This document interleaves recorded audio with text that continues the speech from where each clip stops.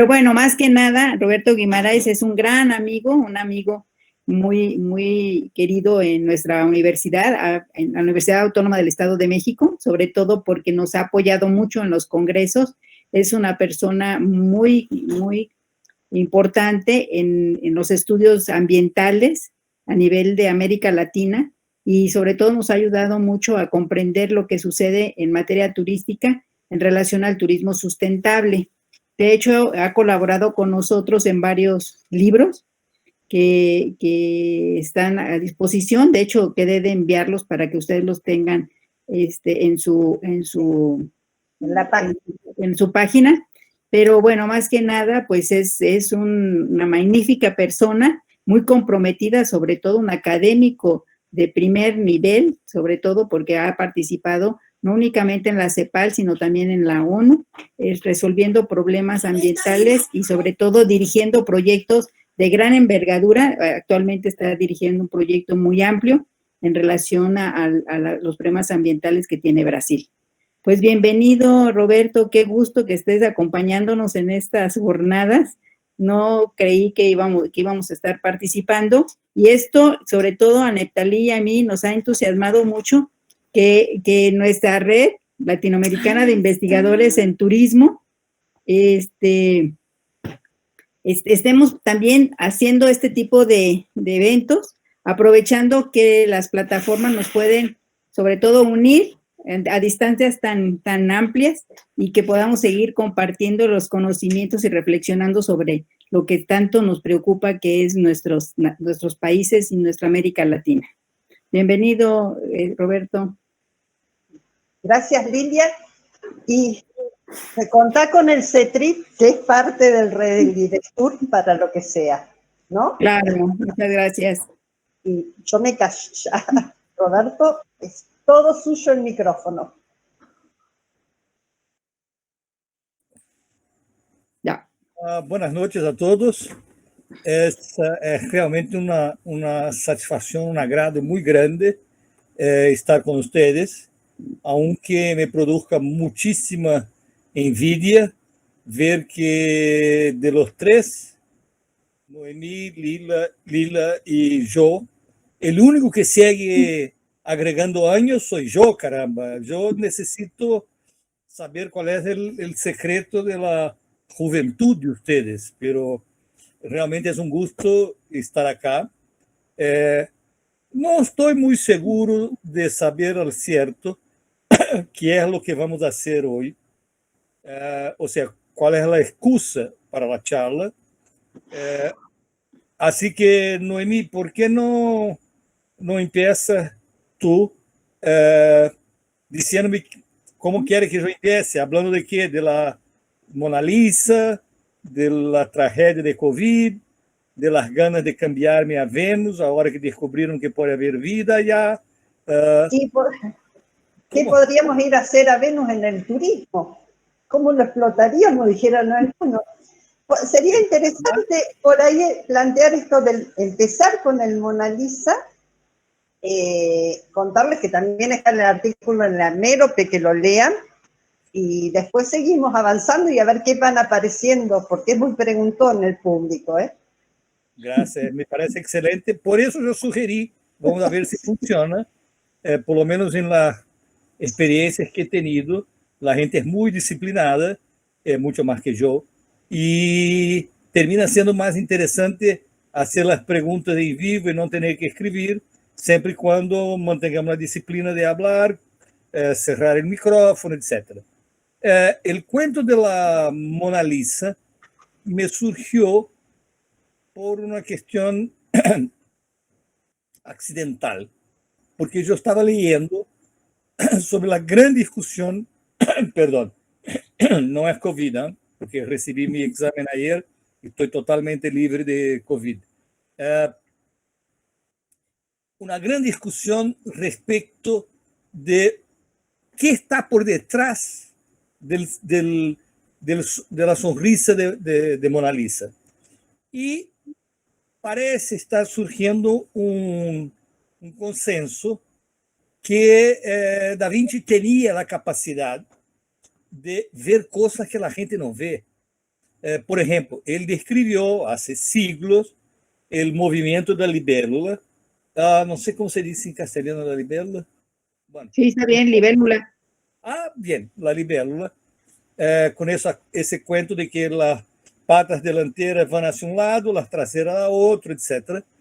Y a raíz de eso, los estudiosos de Da Vinci sugieren que por esa capacidad de ver comportamientos que la ciencia toma siglos, como tomó con la libélula, para constatar lo que él había visto, hay mucha gente hoy, hay casi consenso entre los especialistas en Da Vinci, de que realmente lo que está por detrás de la sonrisa tan enigmática es la empatía. Y eso me prendió una luz y yo digo, ¿será que la COVID puede tornarnos aún peores? Ya voy a explicar un poquito porque yo creo que hay un fuerte riesgo de salir de la COVID mucho peor de lo que entramos como sociedad nacional, global, o de repente salir como la Mona Lisa y aprender a tener empatía por los demás, ¿no? Porque la empatía no es tener pena del otro, es realmente ponerse en el lugar del otro, es sentir lo que el otro está sintiendo. Y ahí me dio ganas, a partir de una provocación de una editora de una revista de medio ambiente en Brasil, de escribir un poco lo que serían esos dos escenarios. Entonces yo hablo que estamos en el mundo post-COVID, entre la distopía de seguir como somos y la utopía de Mona Lisa. ¿Y por qué la distopía? Que yo creo que si yo tuviera que apostar mis fichas, hoy yo estoy un poquito más pesimista de lo que yo he sido hace años, yo apostaría por la distopía. ¿Y por qué? ¿Qué es lo que caracteriza la COVID? ¿O cuáles son las tendencias sociales que la COVID ha exacerbado, incluso las respuestas de los gobiernos? Un aislamiento total, ¿no? ¿Quiere prevenirse la COVID? Quédate en tu casa. No ve a tus hijos, no ve a tus abuelos, no ve a nadie. Quédate en tu casa. Lo cual refuerza una de las consecuencias más nefastas de la globalización, que es el aislamiento total. O sea, los vínculos de sociabilidad han estado decayendo muchísimo.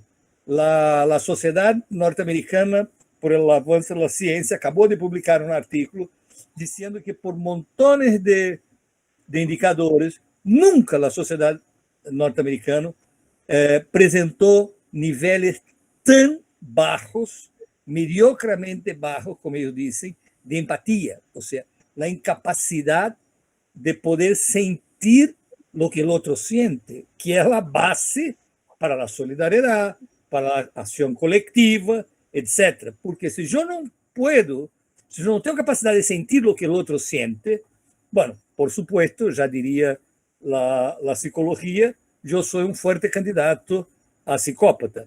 Pero, además de eso, si yo no siento lo que el otro siente, ¿por qué voy a colaborar con él? ¿Por qué voy a hacer acciones colectivas? Voy a seguir como estoy, aislado, cuidando de mi vida y los otros que se explodan. Eso yo creo que ha sido también, ¿cómo se llama? Se ha acoplado, se ha juntado a una otra tendencia también nefasta, que es lo que yo no, mucha gente, le llamamos la uberización del trabajo y de la seguridad social, ¿no?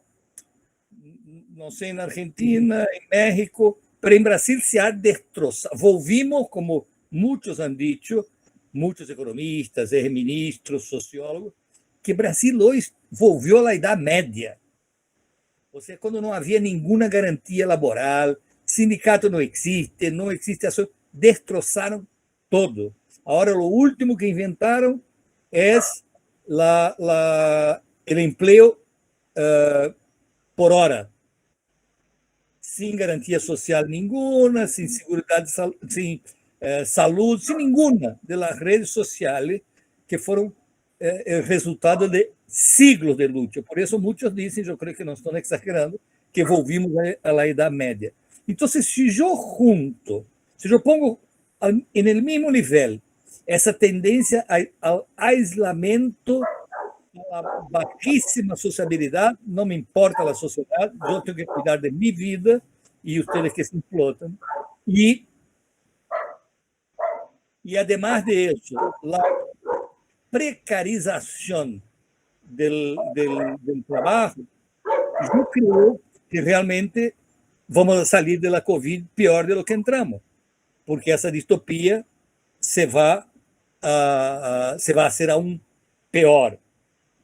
Sin embargo, como por lo menos Noemi y Lila ya saben muy bien que yo soy básicamente un esquizofrénico, porque cuando yo miro en el corto plazo, desde el punto de vista social, ambiental, político, yo digo, estamos jodidos, me quero ir a Vênus. O sea, não tenho nenhum optimismo. Sin embargo, quando miro no largo plazo, me pongo delirantemente optimista, como me gusta sempre para explicar essa polaridade, porque como bom esquizofrênico sou bipolar, para explicar essa bipolaridade eu digo, é mais ou menos como o seguinte, se eu pergunto a qualquer mulher se siente hoje que é valorada na sociedade, que recebe o mesmo que um homem, que não é discriminada, você vai rir em minha cara. Então, isso reforça meu pessimismo. As mulheres estão cada dia pior. Sin embargo, quando eu penso que há 100 anos a mulher não podia votar, estava impedida de montones de coisas, e que hoje ha ganado uma série de direitos, eu digo, bueno, se eu miro a história com uma escala mais ampla, eu sou muito optimista. De la mesma forma com o meio ambiente. E isso eu digo porque eu vivi isso. Como vocês sabem, eu fui coordenador técnico da Conferência de Rio em 92, depois Rio mais 5, Rio mais 10, depois virou uma porqueria, e Rio mais 20 eu hice hincapié de não participar em nada, porque destroçaram o meio ambiente e o desenvolvimento sustentável a nível global. Pero de la mesma forma, eu sempre me gusta contar essa anedota de por que eu sou, no curto prazo, extremadamente pessimista de que não vai haver desenvolvimento sustentável em nenhuma parte. Eu nunca sei se é sustentável ou sostenível. Cada um habla lo que lhe gusta mais. Porque quando eu miro a todos os indicadores, eu digo, não, estamos cada dia mais insosteníveis, cada dia mais insustentáveis. Sin embargo, quando eu me acordo que em 1992, quando eu conversei com Lula, Fernando Henrique Cardoso, o sindicato, não sabiam sequer o que era a palavra biodiversidade.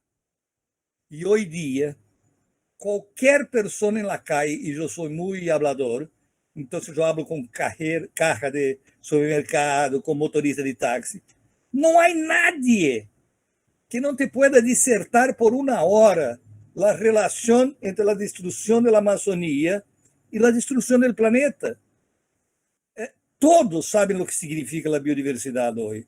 Então, que é o que quero dizer?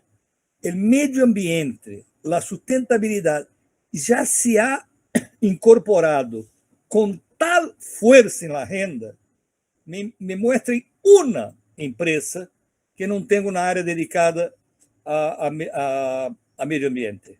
Não existe. Então, quando eu vejo isso, aí vou para a pluralidade delirante otimista. Eu digo, já ganhamos, a sustentabilidade já vem, porque está na agenda. Bueno, então, quando já que falei da distopia, falando um pouco da Mona Lisa, onde eu vejo que há señales de que pode que salgamos melhor da Covid. Uma é em termos de sustentabilidade social, porque há coisas que estão sucedendo, e como eu digo, En la medida en que se incorpore al inconsciente colectivo, las cosas cambian. Pueden tomar tiempo, pueden tomar décadas, mas cambian. Por ejemplo, ya hubo más de, porque si uno piensa, eso está en el artículo, que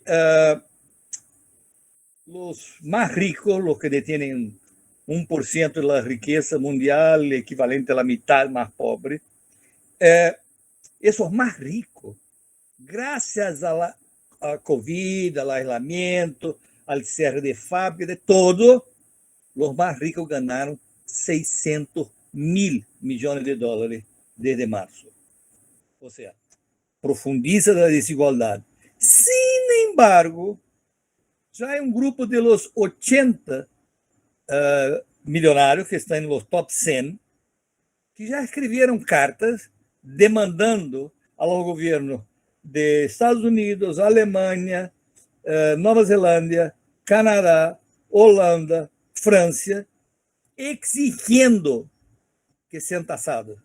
O sea, el famoso impuesto por las grandes fortunas, que hoy prácticamente no existe.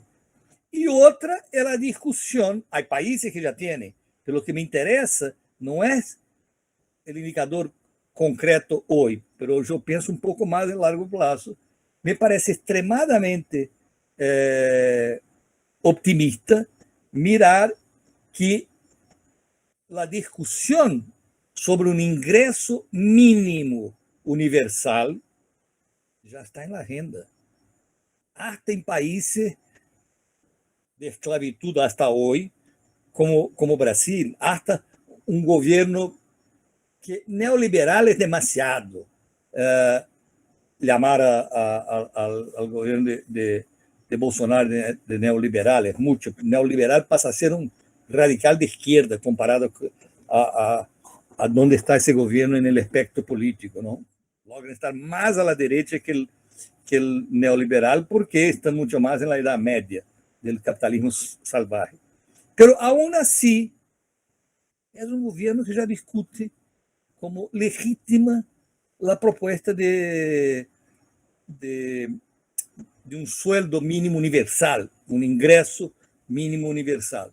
La lógica, los economistas saben desde hace mucho, que es la siguiente: hoy, quien más contribuye al crecimiento del producto en el planeta, en todos los lugares, son los servicios, son las empresas de tecnología. O sea, la generación de riqueza hoy está en Facebook, en Google, en Twitter, en todos esos cuentos, que por lo tanto indica la tendencia de que cada vez más, cuanto más rico sea el planeta, menos empleo vamos a tener. Y eso crea un problema para los propios capitalistas. Bueno, ¿cómo vamos a seguir aumentando el consumo? ¿Cómo vamos a aumentar el turismo si la gente no está empleada y no tiene ingreso? Entonces, ese es el segundo aspecto positivo que me acerca a Mona Lisa. O sea, no solo los más ricos ya reconocen que las grandes fortunas tienen que ser tasadas, como ya se discute un ingreso universal básico para todos, lo cual me parece interesante. Y otras cosas menores, pero que van agregando a eso. Por ejemplo, la discusión, como siempre, empezando en los países nórdicos, pero que se está espraiando de una semana laboral de 40 horas hasta de 20 horas. ¿Qué significa eso? Yo diría que es un escenario más de Mona Lisa de que distopía, porque en la medida en que la gente tenga ingreso, aunque no tenga trabajo, y tenga más, aún los que tienen, aún los que tienen trabajo, más tiempo disponible, toda la industria del turismo, todo lo que hace, o sea, los bares, imagínate, todo lo que hace puede aumentar la sociabilidad, va a suceder. Entonces, por eso es que yo creo que no es tan descabellado pensar en la Mona Lisa. Y el último es, en términos más económicos, es la discusión cada día más fuerte de la de cambiar la economía para una economía de conocimiento, ¿no? Y eso se aplica muchísimo, podemos discutir en un rato, a la industria del turismo. O sea, hoy se habla que la economía ya no se puede basar en los factores tradicionales de producción y cada vez más mimetizan la naturaleza. Tanto que em algum momento já te escrevi, como estava em CEPAL, nada é perfeito. Quando eu estive em CEPAL, cheguei a proponer, a partir de uma ideia de CEPAL, cambiar a maior proposta que CEPAL hizo na história, alguns de vocês se vão acordar, que era a substituição de importações. E que, de hecho, foi o que favoreceu al despegue industrial e econômico de América Latina no pós-guerra. E qual é a proposta de CEPAL? Temos que substituir o que hoje importamos, passar a produzir internamente, e isso, por suas implicações sistêmicas, vai echar a economia a andar. E eu digo, bueno, quizá, como o mundo cambiou, e no século XXI deveríamos proponer a substituição de exportações. Por exemplo, a la vez de exportar a madeira da Amazônia, eu deveria exportar os serviços ambientales que o bosque amazônico proporciona. E algumas magias tecnocráticas saíram a partir daí, os créditos de carbono, etc. Então, quando eu junto essas dinâmicas sociais, falando de ingresso universal, jornada laboral menor, a ideia de que a economia tem que mimetizar o ambiente e não explotar, como sempre foi, como fatores de produção, o ambiente, me dá esperança de que realmente pode que, al final da Covid, a la vez de encontrar a gente cada vez mais aislada e essa malta de gente que se vai à praia em Rio, em meio da Covid, o Trump, o Bolsonaro dizendo que não existe Covid, etc., realmente encontrar-se com a sonrisa de Mona Lisa, com gente mais solidária, com maior nível de empatia e, por lo tanto, cambiando totalmente o funcionamento da sociedade, incluindo, já que estamos no CETRIP, a indústria do turismo. Porque a indústria do turismo, uma vez discutimos creio que em Toluca, em um seminário que organizou Lila e Neftali, que teriam que aplicar um pouco as ideias de marketing ao turismo. Em que sentido? No sentido de que hoje dia, o turismo, hoje dia não, desde há muito, o turismo em realidade opera uma plusvalia ambiental. Não é mais do trabalho, do ingresso, é a explotação de los recursos ambientales. Então, na medida, como eu dizia, que esse cenário Mona Lisa se torne um pouco mais possível, eu creio que a indústria do turismo cambiaria, porque o turista deixaria de ser um tipo que vá ao lugar para explotar os recursos, irse a la casa e não deixar nada, uma platita, a ser realmente parceiros ou sócios do desenvolvimento da comunidade graças ao turismo. Então, é por isso que eu me manejo um pouco entre esse cenário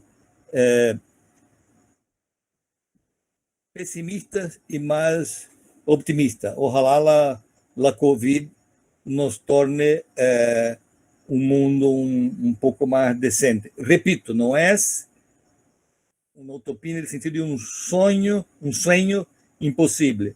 É uma utopia que uno pode localizar já na realidade, pero em forma de uma forma incipiente, não? Por isso que eu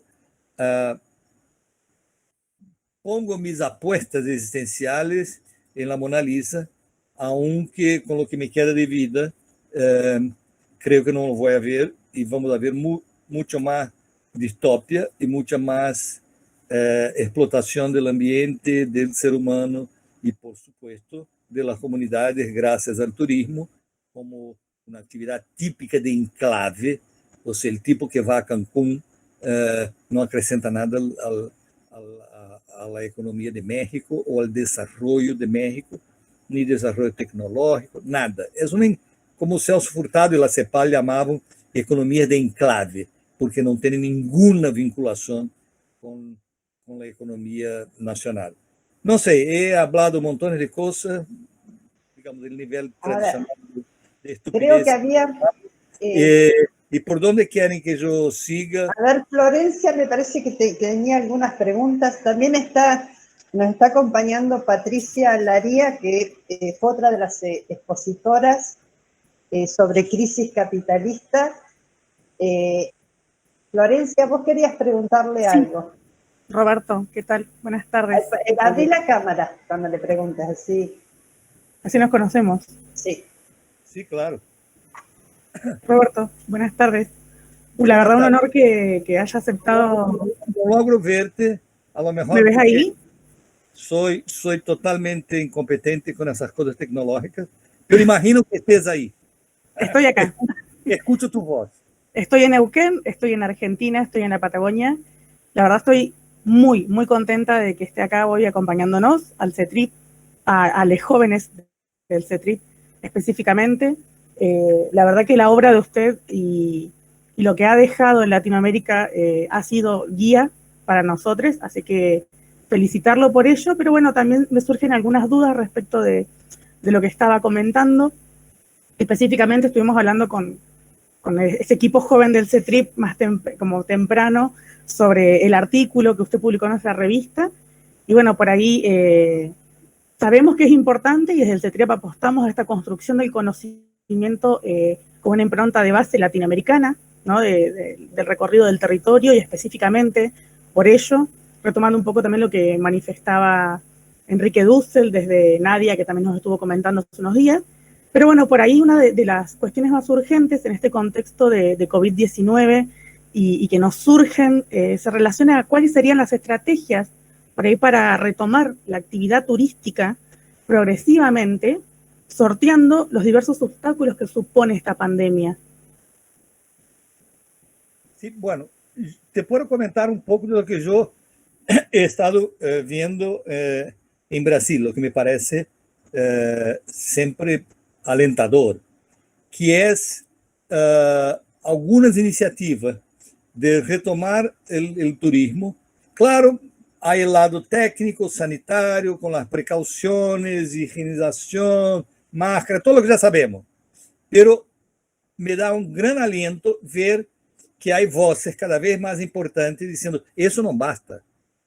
Yo tengo que cambiar mi actitud y las comunidades también para aceptar la reactivación del turismo, que es un involucramiento mayor, un compromiso mayor del turista o de la industria en general con la comunidad donde actúa. Porque como esas comunidades también han sido afectadas por la COVID, han perdido fuentes de ingreso, etc., bueno, no quiero solo que tú darte condiciones de seguridad sanitarias para que nos venga a visitar.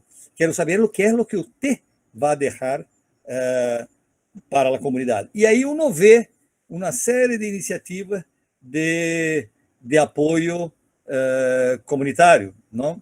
O sea, de apoyo de la industria a la comunidad. Entonces yo creo, por eso yo digo, que la COVID puede ser una oportunidad de aumentar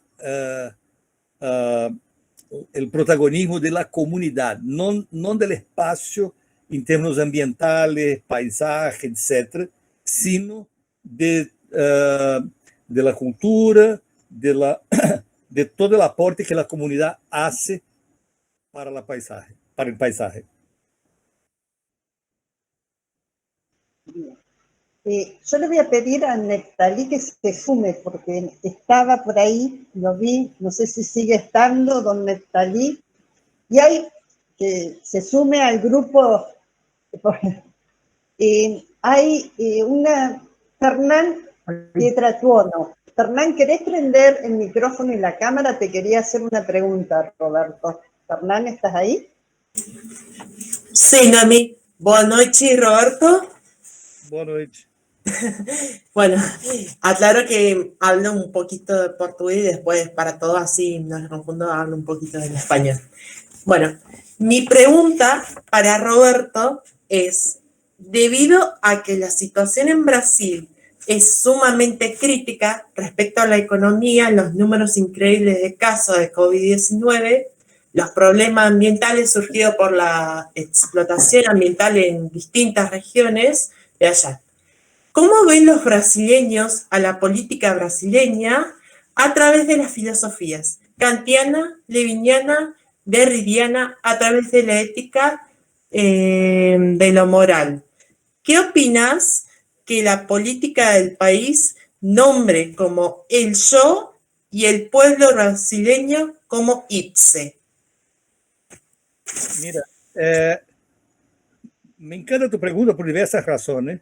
Uma delas é porque me permite comentar algo que eu não he comentado todavia, que já que falei tanto em favor da utopia Mona Lisa, agora vou falar um pouco mais em el pessimismo da distopia. Porque vou começar por uma paradoxa.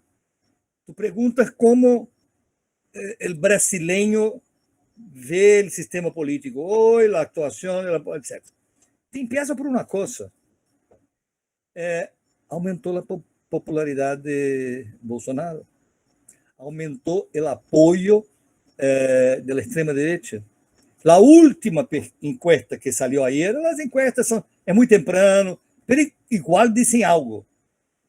Se as eleições fossem hoje dia, Lula, que antes de ser sacado por el lawfare das eleições, tinha 80%, ou seja, ganhava na primeira volta, esse mesmo Lula hoje perderia na primeira e na segunda volta para Bolsonaro. A ver, como diziam um grafite em 68, para o planeta que me quero barrar. Ou seja, depois de tudo o que a gente está vendo, que esse genocida está sendo em matéria ambiental e social em Brasil durante a pandemia, a gente todavia elige esse senhor, ou seja, não é esse senhor, essa alternativa. Então, eu creio que todos os filósofos que tu mencionaste, desgraçadamente, deveriam, a maioria já se ha muerto, deveriam ressuscitar para contestar coisas que nunca contestaram, porque não era parte do cenário, e hoje é.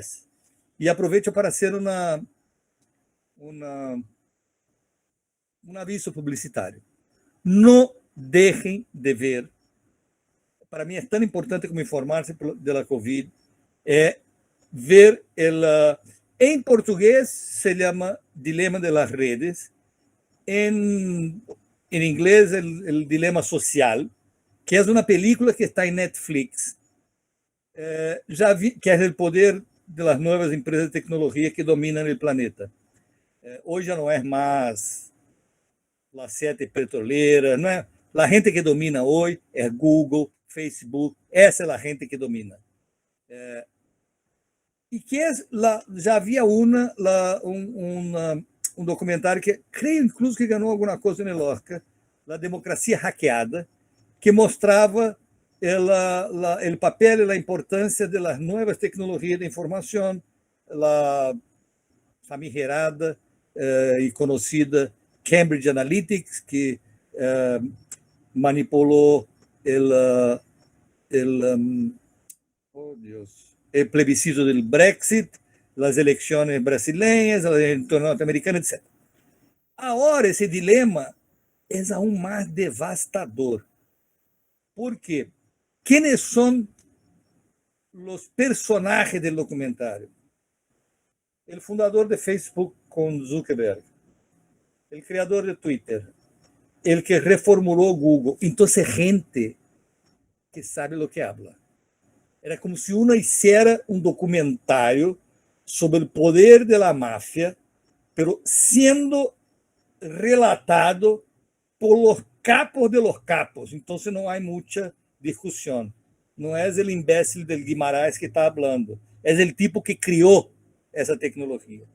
Y ellos repiten una cosa que me llamó la atención, es que durante las 2 horas, una de las frases que más repiten es que la inteligencia artificial y las redes hoy día son la principal amenaza planetaria. Y colocam, eu creio, de uma maneira correta, dizendo é uma ameaça existencial. ¿Por que estou trayendo essa colação, además de invitá-los a ver, assistir esse documentário em Netflix? Por supuesto, lo que mejor les convenga, abran uma botella de vino ou alguma coisa mais forte, quizás em México, porque vão a quedar muito impactados. E por que eu trago essa colação? Porque para mim é só o papel das redes, que é só através de ellos que eu posso explicar como um genocida como Bolsonaro, a hora que a gente tem redes, tem televisão, tem todo,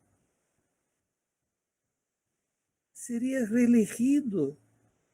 É mais ou menos, para que a comparação quede mais potente, é mais ou menos como se tu hicieras as mesmas perguntas a los alemanes durante o régimen de Hitler, pero la gente viendo las imágenes de los campos de exterminio, de los campos de concentración, porque muchos no sabían de eso o preferían enfiar la cabeza en la arena.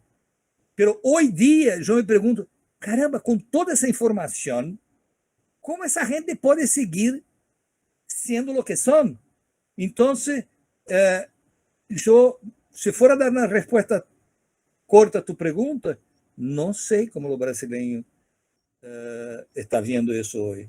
Lo que sé es que lo que yo veo me da ganas de vomitar, porque eso significa que mientras las empresas que hoy dominan la inteligencia artificial no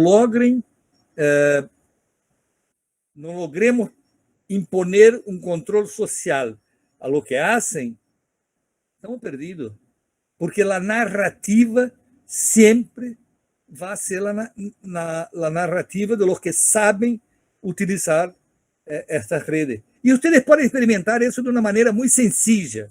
Porque quando eu comecei a discutir isso com uma série de grupos de discussão que eu tenho, a gente disse, pero isso é muito fácil. Eu me saí de Facebook, me saí de todo, agora tenho WhatsApp porque é um mecanismo ágil de comunicação. Eu digo mentira, porque o WhatsApp é de Facebook, para começar. Mas o problema não é esse. Se tu queres estar fora dessa manipulação e dessa dominação, não haga uma investigação mais usando a Google. E vocês podem experimentar. Pongan qualquer palavra, qualquer expressão em Google e veja lo que vai sair. Vai sair lo que os algoritmos já detectaram que são suas inclinações políticas e te vai direcionar. Ou seja, não é uma coisa como abrir uma página de dicionário e ver onde está Covid, o que quer dizer. Não, tu põe Covid no Google e tu vas a receber coisas que não é uma informação absolutamente neutra, neutral, transparente, etc. Então, perdona por haver tomado demasiado tempo, pero eu creio que nada do que podamos discutir hoje sobre Covid ou sobre deterioro ambiental, etc., vai cambiar muito mientras não logremos domesticar as redes de inteligência artificial. Porque seria inconcebível, eu imagino que vocês estão seguindo, seria inconcebível suceder o que está sucedendo em Brasil, com a destruição do Pantanal, a maior área alagada do planeta, já 20% se foi, incluindo a biodiversidade. E da Amazônia, a gente disse, eu vejo todo dia na tele.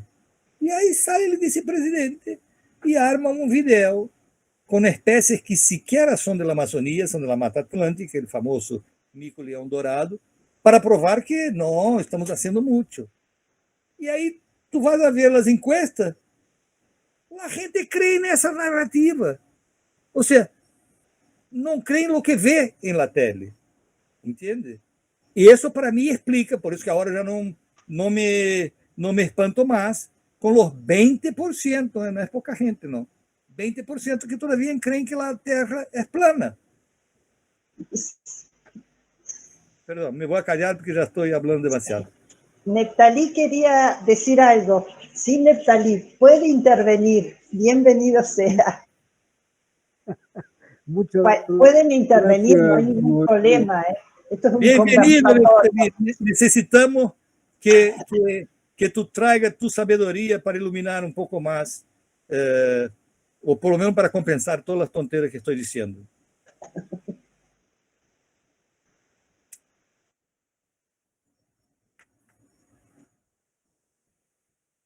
Neftalí, se le trabó la...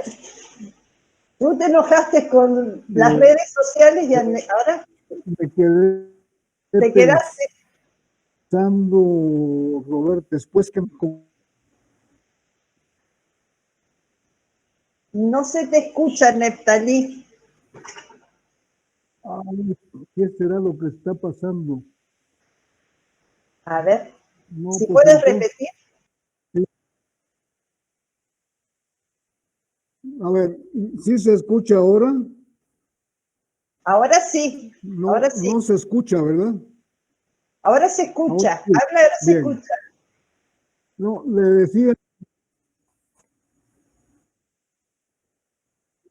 a ver, voy, pues vamos a ver si ahora sí se escucha. Me quedé pensando, le decía Roberto, cuando habló de ese periodo de la sustitución de importaciones, ¿verdad? Que pues prácticamente fue el impulso de los mercados internos, ¿verdad? Y al hacer ese impulso le correspondía formalmente a los empresarios y a los gobiernos reactivar. Pero ahora con esto de la COVID, esto de la utopía o la distopía, no nos corresponde a los de adentro, porque las economías están orientadas hacia afuera. Entonces, eso lo que quiere decir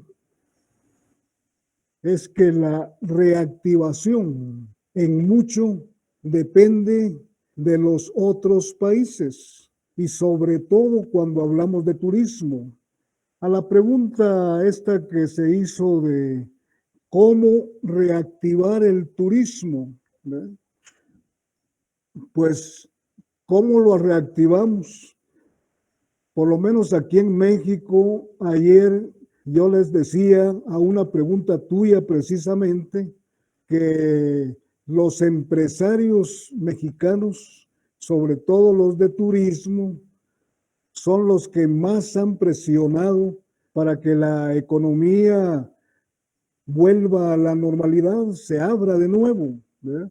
Y el gobierno que ha estado usando en el combate a esta pandemia el semáforo epidémico, ¿verdad? Ha puesto las empresas ya no en rojo, sino en naranja. O sea, ha ido abriendo la economía y hay lugares, hay estados en donde ya ni siquiera está en naranja, sino en amarillo. Eso quiere decir que las empresas están caminando, están abriéndose y de las que más han abierto son los restaurantes, los hoteles y demás empresas relacionadas con el turismo. O sea, el gobierno está claro que tiene que abrir la economía y que en este tipo de economía el turismo es una actividad de punta. Pero ¿por qué no se reactiva el turismo? Porque los países de donde viene el turismo a México, Estados Unidos, Canadá y Europa, ¿verdad? Ahí no les están diciendo que México sea un país seguro, para recibir a los turistas en este momento,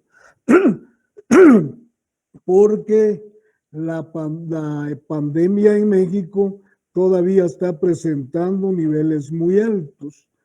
Entonces, lo que quiero decir es que por mucho que haga el gobierno, por mucho que hagan los empresarios para reactivar el turismo, si no hay una respuesta favorable de los lugares de donde viene esa demanda turística, entonces no se va a abrir, porque no depende de nada más internamente de poder hacer esa apertura. A diferencia, por ejemplo, de cuando se nacionalizó el petróleo y se nacionalizó la energía eléctrica allá por los años 30 del siglo pasado, con el general Lázaro Cárdenas, ¿verdad?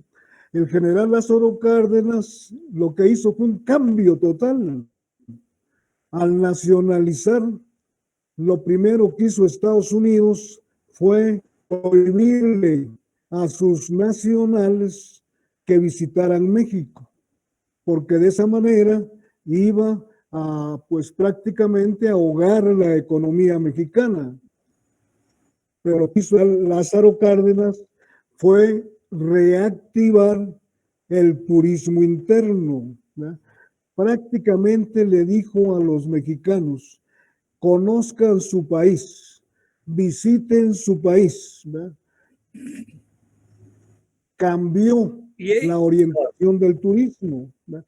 En ese momento ya no había la posibilidad de decir vamos a seguir dependiendo del turismo norteamericano, vamos ahora a depender de los propios nacionales. Termino con lo siguiente. A mí me parece que el que nos quede la posibilidad de convertir la distopía en utopía después de la COVID depende de un cambio en la política económica.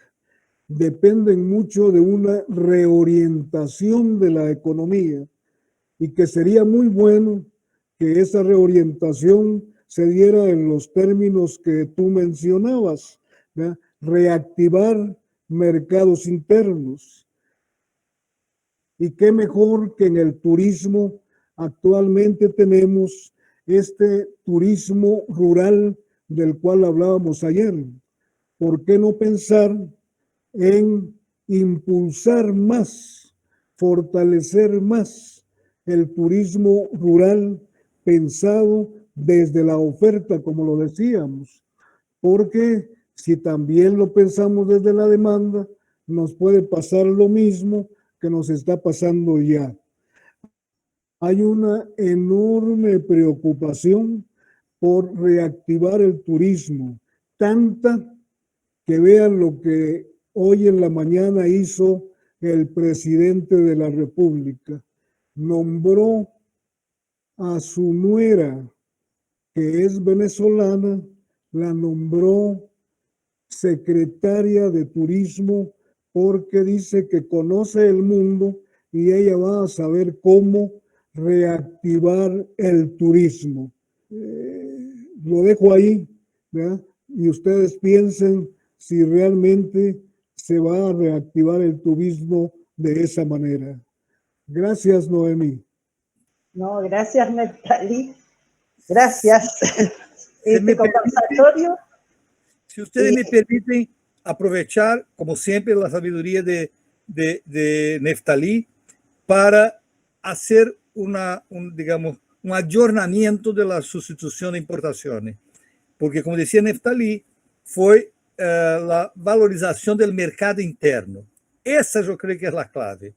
Porque yo creo que la COVID, con todo lo que yo mencioné del escenario tópico de Mona Lisa, está permitiendo es no poner el acento en el mercado, sino que en la comunidad.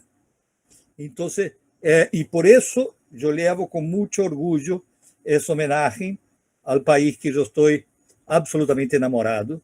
Yo diría que incluso técnicamente enamorado, porque casi me casé con una vietnamita, y esa es la polera de Vietnam. Y Vietnam está haciendo eso. Yo quería volver, yo estuve 6 meses el año pasado, no mentira, hace 2 años, y quería volver, yo tengo muchos amigos y quería volver allá. Y cerraron todo. Vietnam tuvo, si no me equivoco, hasta el momento 2 muertes. Porque realmente apareció el primer caso, ¡pá! Se cierra todo. Y por eso me dicen, tú no vas a poder venir aquí durante mucho tiempo. Pero ¿qué es lo que está haciendo el gobierno? Multiplicando por 1000 las iniciativas de turismo interno. O sea, porque el acento ahora, por eso que yo digo, no es el mercado, es la comunidad. Con la COVID, tenemos que proteger nuestra comunidad vietnamita y se nos ha cortado el turismo internacional, que representa, no me acuerdo ahora, 20%, 30% del ingreso de Vietnam. Entonces, ¿qué tenemos que hacer?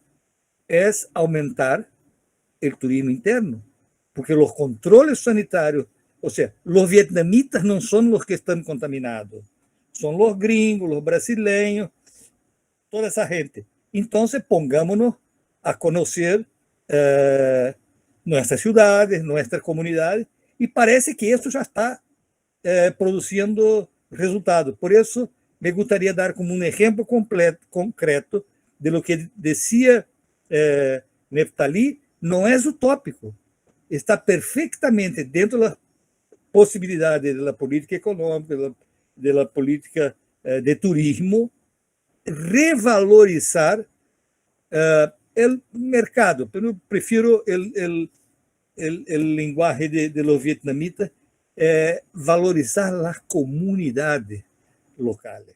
Entonces, yo creo que Neftali no solo tiene razón desde el punto de vista conceptual, pero ya hay gente que se está mostrando discípulo de Neftali. Felicitaciones. Bien. Vamos a ver, Fernán, si no, porque así también dejamos, si hay más preguntas, algunas. Bueno, no hay más preguntas. Yo voy a ir cerrando.